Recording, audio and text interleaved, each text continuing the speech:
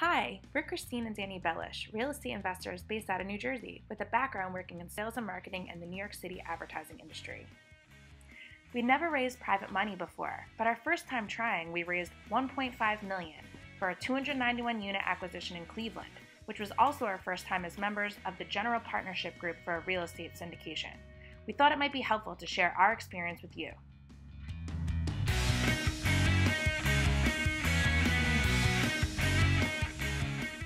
And what do we actually say?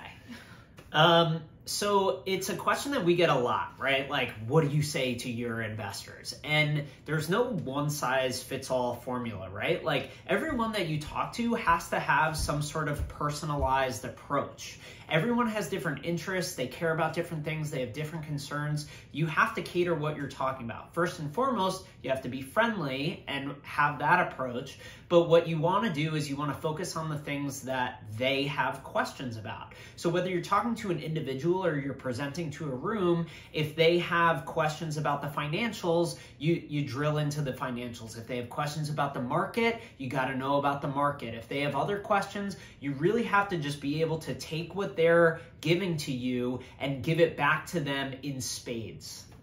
Yeah, so it's really all about reading the room. The other thing too that you want to do is you want to inform people about the opportunity and you want to educate them. You know, if you're getting pushback from somebody, it's totally fine to overcome their objections, but there's a fine line there, right? Like, you're not trying to convince somebody that's not interested. If it's not the right opportunity for them, that's okay. It's a great opportunity. We're confident in the opportunity, and we're not trying to twist anybody's arm to get involved in something that they don't want to be involved in. And when you're talking to people just in general, this might seem obvious, but focus on the benefits, right? You're going to have 5 or 10 things right off the top of your head after you've done it a bunch of times that are all of the incredible benefits that perk up people's ears and get their eyes wide. So make sure that you're leading with those benefits and you know what they are before you get into the room. Yeah, and most importantly, no matter how you are outreaching them and whatever you're saying, depending on, what that person's preference is or what their questions are, what your ultimate goal is to get these people face to face if possible, right? So in an ideal situation, you would be going to grab a drink, having dinner, meeting with them actually face-to-face in person, but we know that this is still a crazy COVID world. So, if that's not an option, Zoom is always a good option too. And besides that, a phone call is great too. Any sort of verbal communication is always going to be preferable to technology or written. I know that in these days, a lot of people prefer text as their first form of communication, and that's actually the way that we initiated our first contact with most people that we reached out to, but that was just the first step. The reality is we're going to have the most productive conversations with people if we get them on the phone or in person. I think what Christine just said is the key point here is conversation. You actually want to have dialogue, direct in real-time dialogue with these people so that you could ask them questions back and you could alleviate or answer any of their concerns in real time.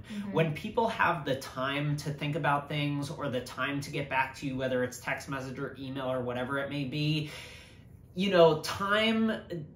time kills all deals. Time does kill all deals. Yeah. It really does. Yeah. So when you could actually get somebody on the phone or in person and you could talk about something, you could also deliver that friendly, excited, genuine attitude that gets them to want to participate, and that makes all the difference. Well, I think the other thing too is within the silence or the pause or the lag time between a text message or an email, people's imaginations can run away with themselves, right? So instead of you being there to be able to answer their questions and reassure them, people are coming up with the worst case scenarios in their head, or they're just losing interest altogether, which is not productive.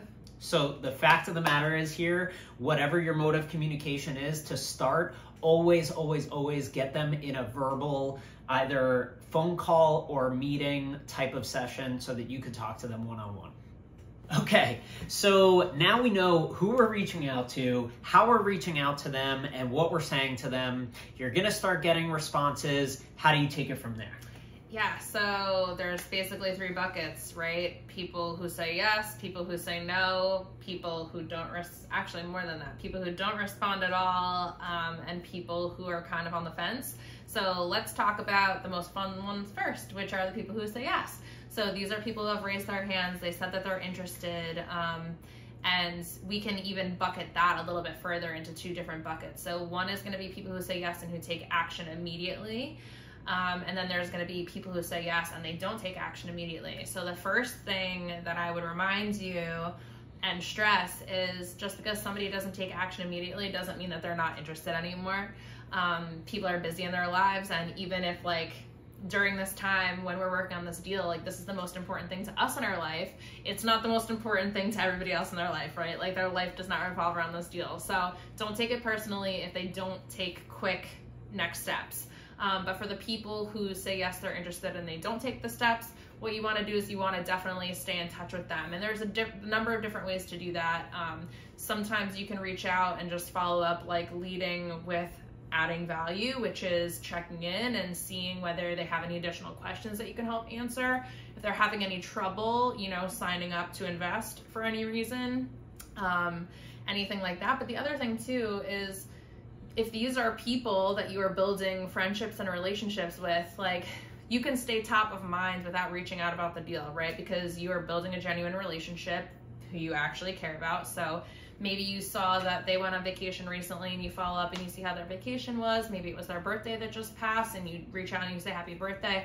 That's another way just to stay top of mind and lead with the friendship first.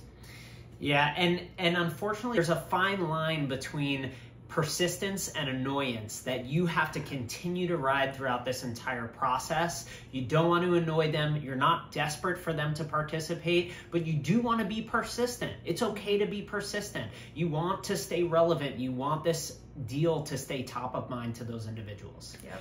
So the next group are obviously the people who say no. So when someone says no, they have a lot of different circumstances, right? That you need to be relatable or sympathetic toward. However, there are some people that say no because they simply don't understand the additional options that they may have in a deal like this in syndication. So someone might say, oh, you know, I don't have $50K liquid that I could participate in this deal. Well, because you're educated, do you ask them, oh, do you happen to have an IRA that you can use, a self-directed IRA? Or do you have a home equity line of credit? These are incredible things that people can use in order to participate in deals like this.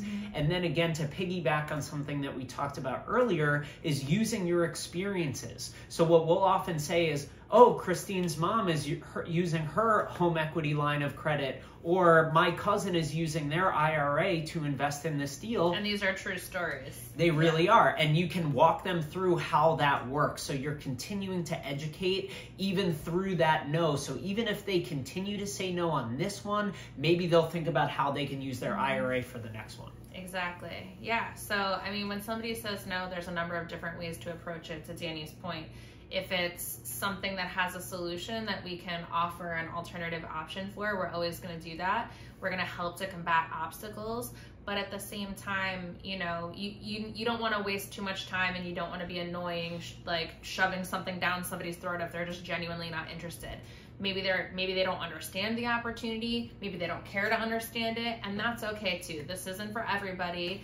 And I think part of it is just understanding that too, knowing when to walk away. And there's no hard and fast rule about that. I think it's just like a gut feeling. You know, we don't want to be bothering anybody by any means.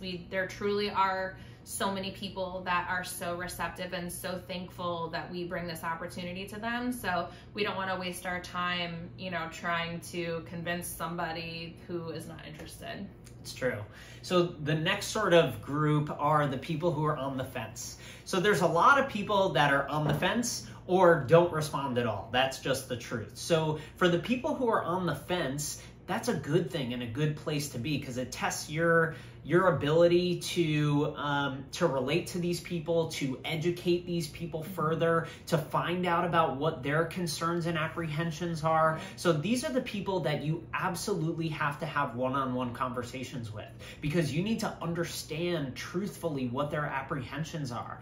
Do they have money invested in something else? Have they been burned on a different deal in the past that they're worried about? Is there some other factor or concern that you can work with, even if you have to take that information back to your team, figure out what a good answer is, and get back to them? But make sure, just like everything else, you're responsive, you're attentive, you're friendly, and you're educating them at all times.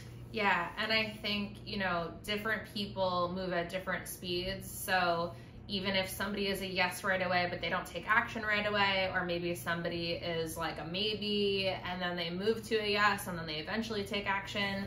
Another way that we kind of help people move through that funnel to like actually committing to invest is by sharing with them the experience so far, to like create a sense of urgency and a little bit of FOMO too. So the reality is, people want to do what other successful people are doing, right? So, if Danny and I can say like, we're personally invested in it, and if our family and friends like us, respect us, like see where we're at in life, and want to be involved in things that we're involved in, like they're going to be more likely to want to take action as well. The same goes for, a local business person. Like Danny presented at this like local business in front of very well respected people like in our local community, and a number of them actually end up investing too, by being able to say anecdotally that like these people who are pillars of our community are invested in this deal. Like these guys are smart and they have a lot of money and have seen a lot of success. Like